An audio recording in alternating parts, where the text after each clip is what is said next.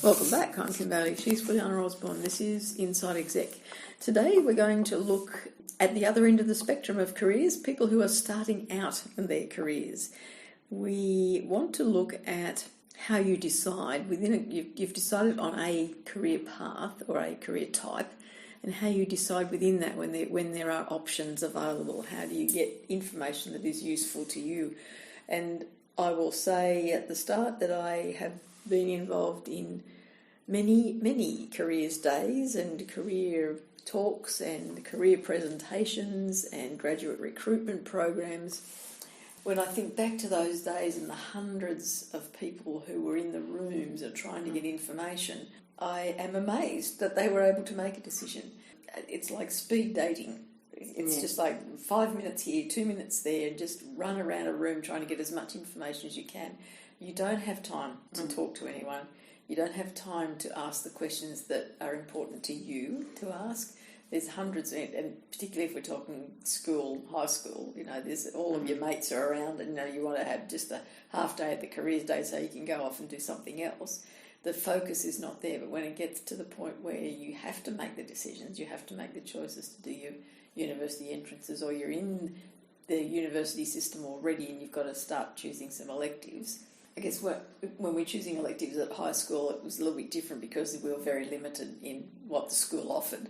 These days, with the wealth of online in-house learning, the choices are probably more structured but just as overwhelming in a lot of ways because you can't get the information that you need to know. Everyone needs to know a little bit differently. They want to know a different focus of the information. So what can you do to get information that's relevant to you from someone who's not trying to sell you a job or sell you a career, but is actually doing it, has done it, did it and decided it wasn't for them? All of the things that in the back of your mind you'd like to know, but you don't know who to ask and you don't know who to trust with the answers because you feel like everyone might be a bit biased in terms of what they're trying to promote or trying to sell, or they're checking you out. You might find that it's somewhat embarrassing to ask some of the questions because you think that they might think that you should know that already. If you wanted this career, then you should know that already.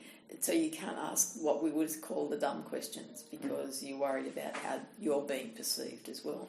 I think if you, for example, as Kim you just said, they have access to a lot of information and they have those seminars, whether they're virtual or in person, and they have people already addressing from those different work types, so engineering, medicine, whatever. So you'll have a speaker.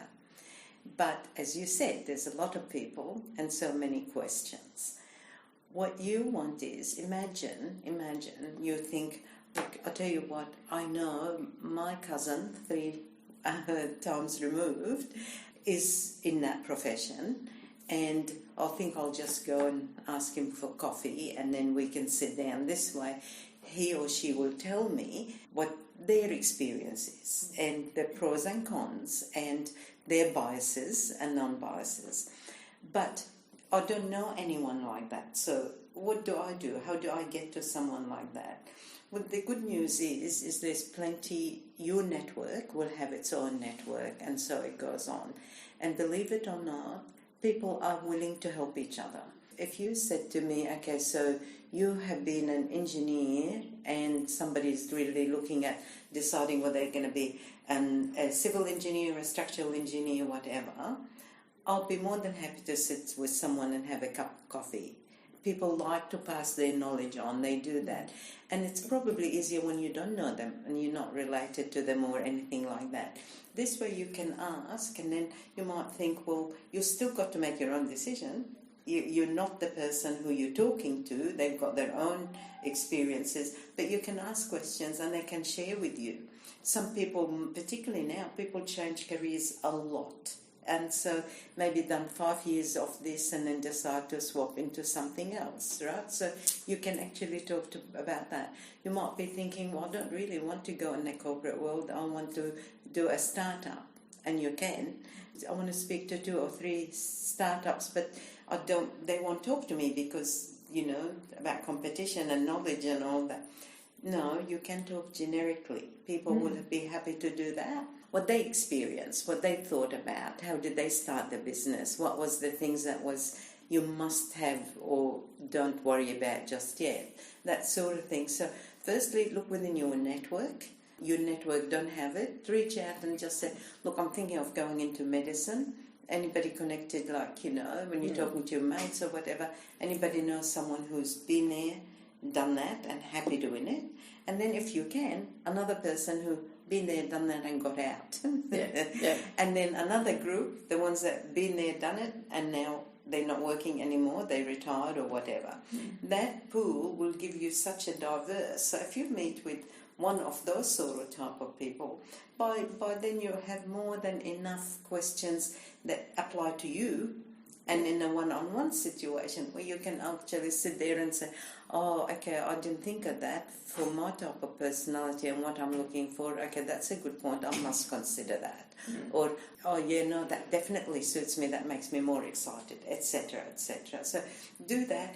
If you're having any trouble, I'm sure Kim and I will try and help through our network. If you want to, if you're looking for someone and you don't, we will use our network if we can. We obviously wouldn't have one in every walk of life, but that doesn't stop us from actually inviting. Yeah, that's right. And this is a good platform because we have such a broad range of listeners, and some of them we don't know, some of them we've never met. So if we put the call out through here for information or to try and connect people, even if it was just virtually, that offer is always there on the table. Before she chokes on her halo, I will finish. I'm Kim Bailey, she's Fulyana Osborne, this is Inside Exec.